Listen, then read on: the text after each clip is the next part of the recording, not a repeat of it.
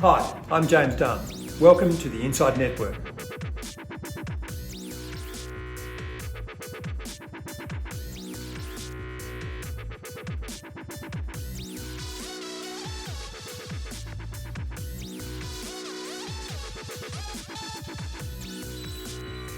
Welcome to INDepth, and I'm speaking to Henrietta Pacquement, who's head of the Global Fixed Income team and head of sustainability at Allspring Global Investments, and we're talking about fixed income and the climate transition. Welcome, Henrietta.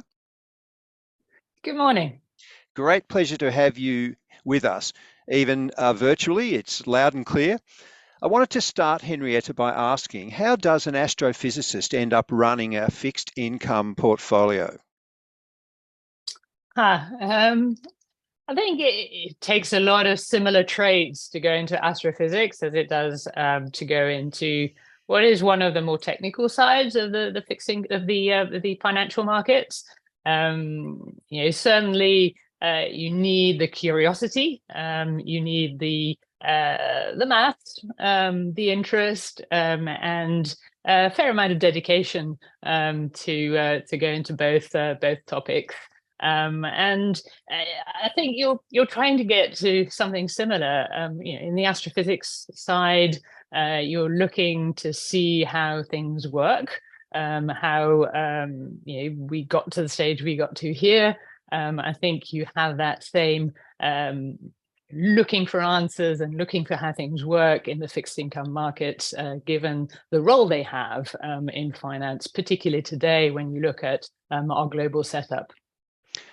That's a very good answer. And on this, the topic we have in front of us of fixed income and the clean energy transition, what specific role do you see fixed income playing in the transition to clean energy, and how will it achieve that? So I think fixed income is key. If you look at the kind of financing that we need over the next few years, if you just look at the energy sector alone, it's some 2.5 trillion a year between now and 2050 if we want to hope to achieve our goals. And that's going to come in a variety of forms, but a decent chunk of that is going to come to the fixed income market. So I think it's an important area to look at when thinking about what to do with one's portfolio. And yes, fixed income doesn't necessarily have the same voting rights as equity in terms of being able to influence what a company does going forwards, but we provide funding. And that's an important aspect. Companies need to have access to the markets and sometimes frequently. And also, if you look at when companies tend to come to fund themselves in the fixed income market, it may be a difficult time. And so they want to be able to rely on their investors. And as a result, we certainly think that gives you a seat at the table. So 2 things for fixed income. A lot of the funding is going to come from that area of the market. And not only that, as an investor, you do have a seat in the table to influence what companies are doing from a strategy perspective, and that includes climate. As head of sustainability, when you're putting together a fixed income portfolio from a sustainable viewpoint, where do you stand on exclusion versus engagement? I think if you look around, we're not there yet. There's progress to be made. So using exclusions, can be a little heavy-handed. Would be my stance there. And as a result, we do value engagement with the companies that we invest in.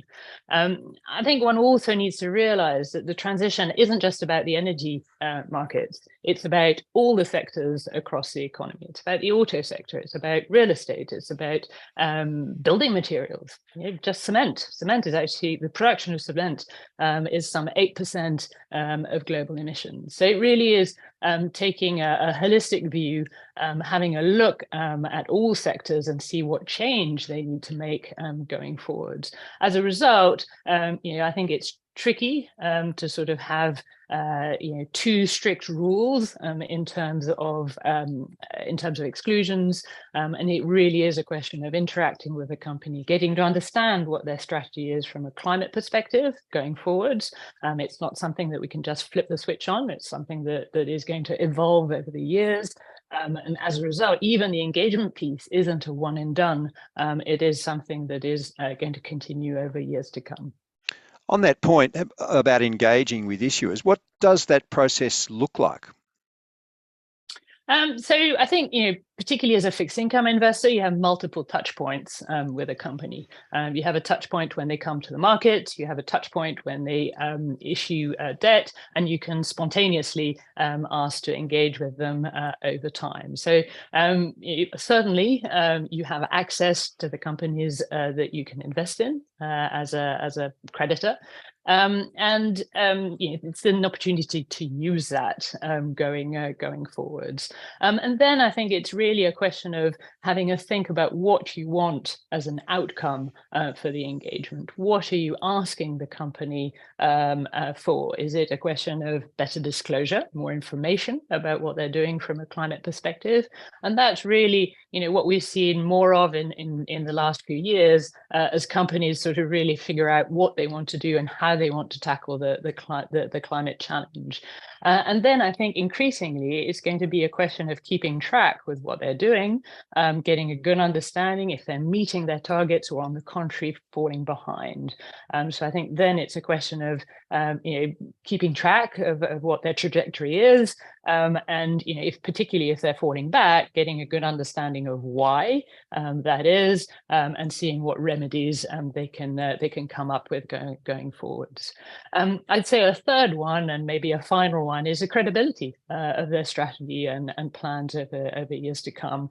I think particularly at the moment, this is an interesting one. Are the targets aggressive enough? Are they credible, and is it something that they can actually achieve over the next few years?